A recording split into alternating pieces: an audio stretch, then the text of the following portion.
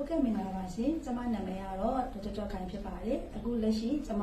လောက်ဆောင်နေတဲ့တာဝန်ကတော့ Best Try Professional Training Center မှာ HRM ဘိုင်းကိုသင်ကြားပို့ချပေးနေတာယခုဆိုရင်တော့ကျမ9နှစ်ကာလရှိပါပြီ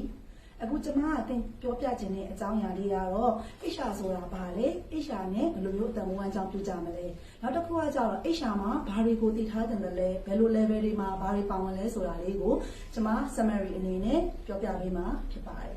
အခုဆိုရင်တော့ကျမတို့က HR ဆိုတာဘာလဲလို့ပြောရမယ်ဆိုရင်အခုခေတ်မှာ HR လို့ပြောလိုက်တာနဲ့ကလေးတွေရောလူကြီးတွေရောတကယ်လုပ်ငန်းခွင်မှာအားလုံးကအရန်ကိုစိတ်ပါဝင်စားနေတာကိုကျမတို့သိရှိရပါတယ်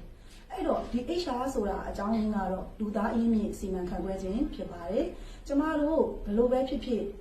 လောကကြီးကပေးထားတဲ့တဘာဝတွေရှိနေပေမဲ့ပတ်စံတွေရှိနေပေမဲ့ manufacturing တွေရှိနေပေမဲ့လူတွေမပါဘဲနဲ့စီမံလို့မရဘူးဆိုတာဟာအရာတိုင်းမှာရှိနေပါတယ်ကျမတို့လူပတ်ဝန်းကျင်မှာလည်းရှိပါတယ်အဲ့တော့ကျမတို့က HR လို့ပြလိုက်တာနဲ့ဘာကြောင့်စိတ်ဝင်စားတာလဲကျမတင်တဲ့ကာလတစ်လျှောက်လုံးမှာလေကျမတို့ရဲ့အကြောင်းကြောင့်ကျမတို့မေးပါတယ်သူတို့ကလည်း HR ဆိုတာကတည်ထားတယ်နဲ့ okay မှန်ပါတယ်ဒါဆိုရင် HR မှာဘာတွေပါဝင်တယ်လဲဆိုတာကိုသူတို့အနေနဲ့တည်ထားတင်တာဖြစ်ပါတယ်အဲ့တော့ HR ရဲ့ basic level အနေနဲ့ပြောရမယ်ဆိုရင် HR မှာအရင်ဆုံးလုပ်ရတဲ့အကြောင်းရင်းလေးတွေအများကြီးရှိပါတယ်ဒါပေမဲ့ကျမတော့ဒီမှာအချိန်တိုင်းတာလေးတစ်ခုအနေနဲ့တော့ကျမကအတိုးလေးချုံပြီးတော့ပြောပြချင်ပါတယ်အရင်ဆုံးကျမတို့ recruitment and selection ဆိုတဲ့အပိုင်းလေးကိုလုပ်ရပါလိမ့်မယ်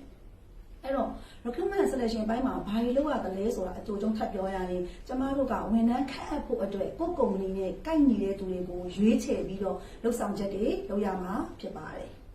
နောက်တစ်ချက်ကျမတို့ဘာတွေထပ်လုပ်ရသေးတယ်လဲလို့ပြောရင် training and development တွေပါဝင်လာပါတယ်အဲ့တော့ training and development ဆိုတာဘာလဲလို့ပြောရင်ကိုယ့် company မှာလုပ်ချင်တဲ့ကိုယ့် company ကသတ်မှတ်ထားတဲ့ objective တွေကိုကျမတို့ကဘယ်လိုတွေလုပ်ဆောင်ပေးရမလဲဆိုတာကိုကျမတို့က training တွေတယောက်ချင်းစီကို individual လိုက်လုပ်ပေးရမှာဖြစ်ပါတယ်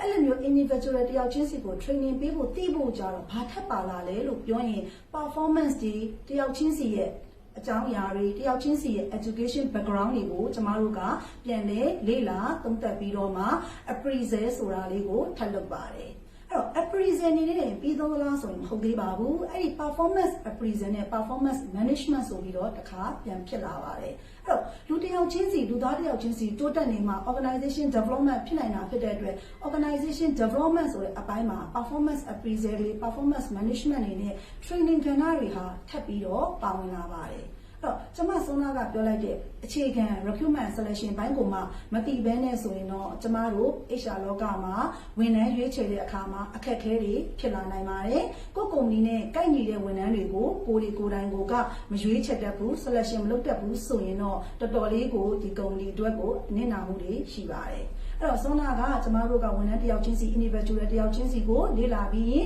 employee တယောက်ချင်းစီကိုဆက်လေ့လာတယ်နောက်တစ်ခုကျမတို့ဝန်ထမ်းအုပ်စုကြီးတည်ထွားလာတဲ့အမျှဒီဝန်ထမ်းတွေရဲ့တိုးတက်ဖွံ့ဖြိုးမှုအပြင်ကိုဒီဝန်ထမ်းတွေတယောက်ချင်းစီရဲ့ compensation and benefit ဆိုတာလေးကိုပါထည့်သွင်းစဉ်းစားလာရပါတယ်အဲ့တော့ compensation and benefit ဆိုတာဘာလဲလို့ကျွန်မထပ်ပြောပြရရင်ဝန်ထမ်းတွေကိုသူတို့ရဲ့လောက်ခလာစားတွေရော်ကြီးတွေနစ်နာကြီးတွေနဲ့အားသာ benefit ဘာတွေပေးနိုင်တော့လဲပေါ့နော်အဲ့ဒါလေးတွေကိုပါကျမတို့ကလှုပ်ဆောင်ပေးရတာဖြစ်ပါတယ်ထပ်ပြီးတော့အဲ့မှာကျမတို့ကဘာတွေသိရမလဲလို့ပြောရင်အခုမြန်မာနိုင်ငံမှာလှုပ်ဆောင်နေတဲ့နိုင်ငံခြားယင်းနှိမ့်ညွန့်နယ်မှုကမ်ပဏီတွေမှာလှုပ်ဆောင်နေတဲ့ဝန်ထမ်းတွေတော်တော်များများဟာမြန်မာ labor law ကိုသိသင့်ပါတယ်ကျမတို့မြန်မာ labor law လို့ပြောလိုက်ရင်တော်တော်များများကတိုးလို့နဲ့အပေါ်ယံပဲသိနေကြတာပါတကယ်တမ်းတော့မြန်မာ labor